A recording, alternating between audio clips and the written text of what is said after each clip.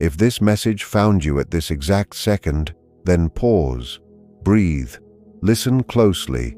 This is not random, and it is not just another video passing through your screen.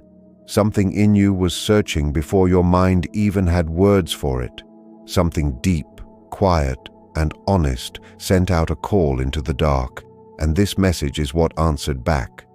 The person on your heart, the one whose silence has felt heavier than any goodbye, the one whose absence still echoes through your chest, is tied to the reason you are here right now. You did not imagine that pull. You did not make up that feeling. And before you scroll away, stay with me, because what you are about to hear may change the way you have been reading every sign, every delay, every quiet night. The story you have been telling yourself may not be the truth at all. Maybe their silence was never proof that they stopped caring. Maybe it was never proof that you meant less than you thought. Maybe what you called rejection was something far more tangled, far more human, and far more intense than you realized. So stay to the end, because this is where confusion starts to crack, where the deeper truth begins to show itself, and where your heart may finally understand what your soul has been trying to tell you all along. The silence you have been carrying was not empty. It was loaded. It was full of pressure, full of feeling, full of things too large for an unready heart to speak out loud. You saw distance and thought the connection was fading. You saw no message, no call, no movement, and your mind filled in the blanks with fear. That is what pain does. It writes dark stories in the spaces where answers should be, but the truth may be very different. Sometimes a person goes silent, not because they feel nothing, but because they feel too much. Sometimes the heart floods so fast that the mouth cannot explain it. Sometimes the nervous system chooses retreat before the soul can choose honesty. And when that happens, what looks like coldness on the outside is actually chaos on the inside. They may have pulled away not because you were forgettable, but because you became too real too quickly, too close, too true, too hard to control. Let that sink in. Not everyone knows how to stay when something touches the deepest part of them. Not everyone has the inner strength to hold a connection that wakes up their old wounds, their hidden fears, and the parts of themselves they have spent years avoiding. Keep listening, because this matters. What you took as the end may have been the beginning of a private storm they did not know how to survive with you watching. There are feelings that fit neatly into words, and then there are feelings that break language. What they felt may have belonged to that second kind, the kind that rises fast, hits hard, and leaves a person staring at their own life like it no longer makes sense. You became more than a passing thought, more than a short attraction, more than a brief moment they could file away and forget. You touched something deeper, and that depth created pressure. Imagine a sealed room filling with heat, with memory, with need, with fear. That is what their inner world may have become. The more they tried not to feel it, the stronger it grew. The more they tried to return to normal, the less normal anything felt. And instead of naming it, instead of stepping forward, instead of risking the honesty the moment required, they chose the move they knew best. They backed away. They became quiet. They hid in distance because distance felt safer than truth. But safe does not mean peaceful. Quiet does not mean clear. And distance does not mean release. If anything, it often makes the feeling louder. It gives the mind more room to replay, more room to wonder, more room to ache. So if you have been asking why the silence felt so charged, so alive, so unfinished, this may be why. Because some connections do not die in stillness. They deepen there. They press against the walls. They wait. And yes, what comes next matters, so do not leave yet. What happens when someone meets a connection that forces them to see themselves clearly? Everything hidden starts moving. Old wounds rise. Fear of intimacy shows up. The part of them that wants real love collides with the part of them that does not believe they can hold it. That collision is brutal. It can split a person in two. One side recognizes you as peace, warmth, truth, home. The other side panics because home asks for openness, accountability, consistency, and courage. That is where the inner war begins. They may have felt seen in a way they were never seen before, and that kind of visibility is not easy for a person who has spent years surviving behind masks, habits, and emotional distance. You did not have to chase them to shake them. You did not have to perform for that impact. Just being real was enough. Just being present was enough. Just bringing honest energy into the room was enough to expose all the places in them that were unfinished. And when people are not ready to face themselves, they often run from the mirror that revealed them. Not because the mirror was wrong, because it was right. This is why some people disappear after the deepest moments. This is why the strongest connection can create the greatest retreat. And if that truth is landing in your chest right now, stay with it. Because understanding this changes the entire emotional map. It moves you out of self-blame and into a deeper reading of what may truly have happened. While the world saw them smiling, functioning, answering texts, going through routines, something very different may have been happening in private.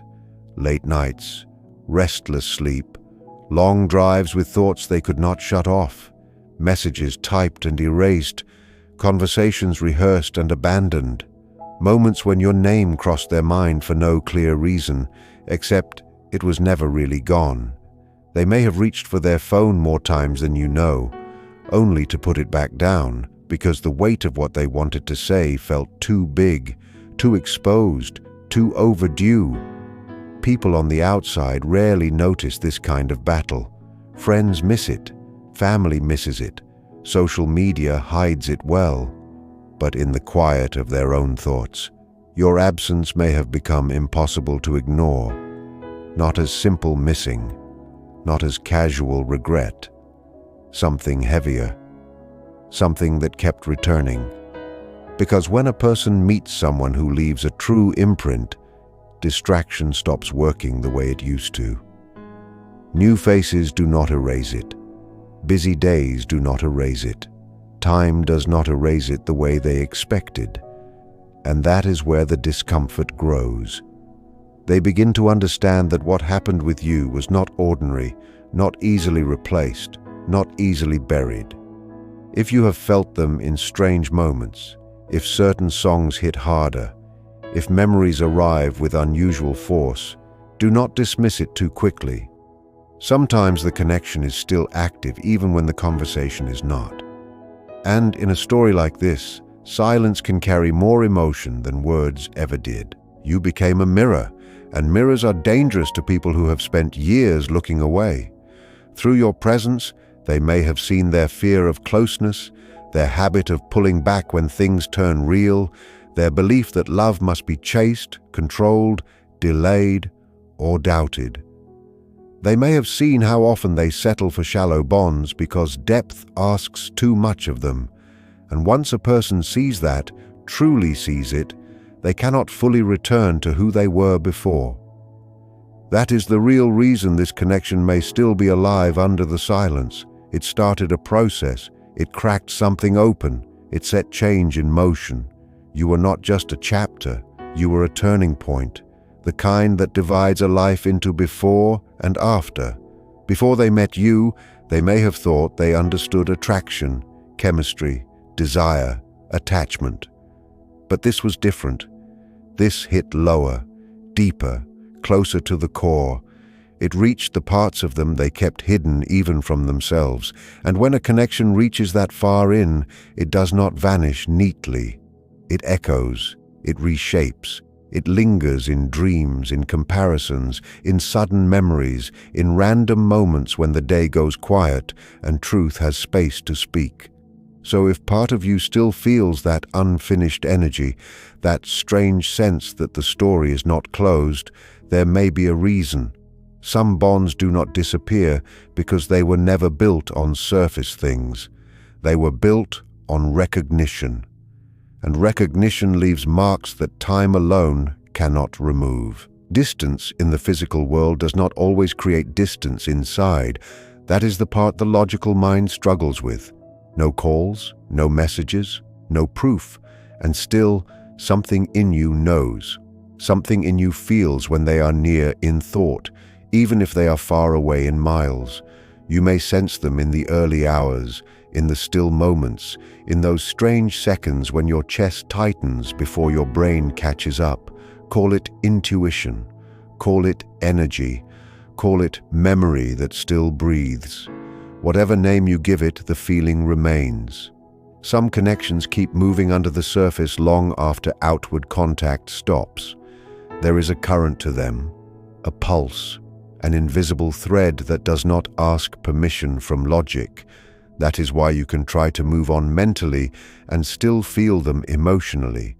That is why they may be comparing others to you without admitting it.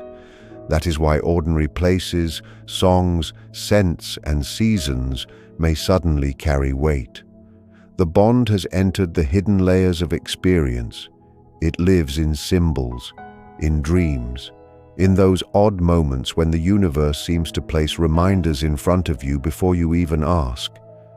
If you have been seeing patterns, feeling pressure build, sensing movement before there is evidence, do not rush to call yourself foolish. Sometimes inner knowing arrives before outer confirmation. Stay with me here, because what feels invisible now may be preparing to become visible sooner than you think. What looks like stillness may actually be transformation. Think of a season underground. Nothing to show, nothing to prove, no public sign that life is forming, and yet roots are growing, breaking through hard places, searching for water, making room for what will later rise into sight. That may be where they are now, in a hidden season, in the hard, lonely work of confronting what they ran from. Change like that is not pretty, it is not quick, it does not happen in a straight line. One day they feel brave, the next day they shut down again. One day they think they are ready, the next day fear talks louder. But something is still changing, bit by bit, layer by layer. They may be questioning beliefs that once controlled them. They may be looking at old habits with new honesty. They may be realizing that the version of themselves who pulled away cannot be the version that returns, because that version would only repeat the same wound. And this is where things deepen, because a real return is not just contact. It is change, it is readiness, it is the ability to hold what once frightened them. So if the timeline has felt painfully slow, remember this: inner rebuilding takes longer than longing. People can miss you for months before they are mature enough to say it well. They can love you and still be unready. They can feel the truth and still take time to become someone capable of living inside it. You may also be receiving signs in ways that are easy to dismiss until they happen too often to ignore. Repeating numbers, sudden songs, sharp flashes of memory, dreams that feel more like meetings than imagination, an unexpected warmth in your chest when you think of them, a strange calm after weeks of emotional noise, little moments that seem to say, "Pay attention, something is moving." And no, this is not about fantasy. It is about pattern. It is about the way deeper truths sometimes arrive through symbols before they arrive through events. When something meaningful is shifting beneath the surface, life often starts whispering before it starts speaking clearly. You may notice the same themes following you, the same emotional signals showing up in different forms, the same inner certainty returning after every attempt to bury it. That does not mean you should stop your life and wait at the door. It means stay aware, stay grounded. Stay open without becoming obsessed. Because the healthiest way to read signs is not with desperation, but with steadiness. Let them inform you, not control you. Let them remind you that what is hidden is not always absent. And if you have felt the energy change recently, if the silence feels less dead and more charged, if your intuition keeps nudging you to hold a little longer, there may be a reason for that. Something often moves in the unseen before it ever makes noise in the seen. And if they do return, it may not happen the way you pictured it. It may not come wrapped in perfect words or cinematic timing. It may arrive suddenly, when you have finally stopped checking for it every hour. A message, a call, a name lighting up your screen when you least expect it. And when it comes, it may carry weight. Not casual small talk, not empty excuses. Something rawer than that. Something less polished. Because a person who has truly been changed by absence rarely returns with light conversation. They return with trembling honesty, unfinished sentences, emotion they cannot fully organize, truth that has been sitting in the dark too long to stay hidden any longer. They may not say it beautifully. They may speak in fragments. They may struggle to explain the road they walked without you.